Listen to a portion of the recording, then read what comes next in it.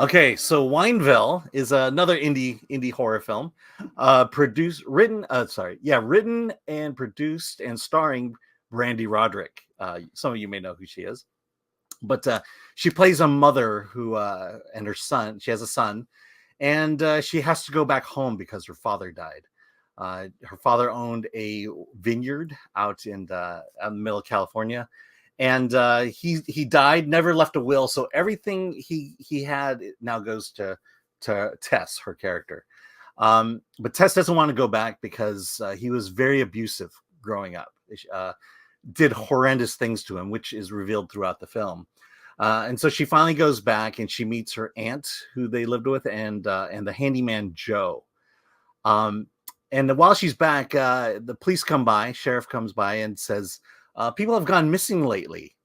In fact, a woman at the beginning of the movie who helped Joe, whose car was broken down, took him home.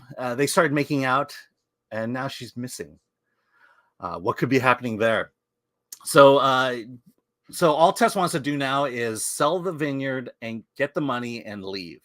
Problem is Margaret's been living there all her life and doesn't want her to do that. And so she connives her way into figuring out how to get her to not sell the property.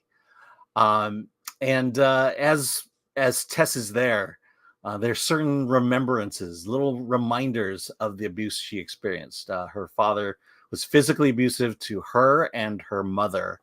And at one point she saw her mother had killed herself, and she's the one who discovered the body out in the barn. And so as people start winding up missing, the police come in and they start having to investigate it. And let's just say that maybe someone involved in this story is the one doing all the killing. Can Tess find out who it is, and can she survive? And also, who is coming after her? And so this is very much one of those, horror films where, child comes back haunted by her past. And throughout this entire film, we slowly see what happened to her. And I'll say this about this movie. I like this movie. It's a nice low-budget indie movie. Brande Roderick put a lot of her time and money into it. Very much an attempt to become, to kind of position herself as a scream queen. And where the story succeeds is in just this revelation of her past. One thing I like about movies is, I like movies that aren't predictable, where I'm not figuring out what's happening next. I'll say this movie is somewhat predictable, but what I also like about movies are movies that set up this idea of, oh, we can't go there because it's not right, or because it's ethically and morally wrong to go in this direction from a Hollywood story standpoint. This movie goes in those directions.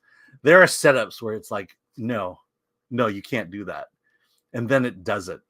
I don't want to reveal too much about what happens, but this movie just gets dark and dark and dark and goes down turns you don't want it to go down, but it goes down those turns. And I really like this movie. Nice indie budget. You get it on VOD, and just a good night for just a weekend night of scares. And so, yeah, recommended. I gave it a 7.5.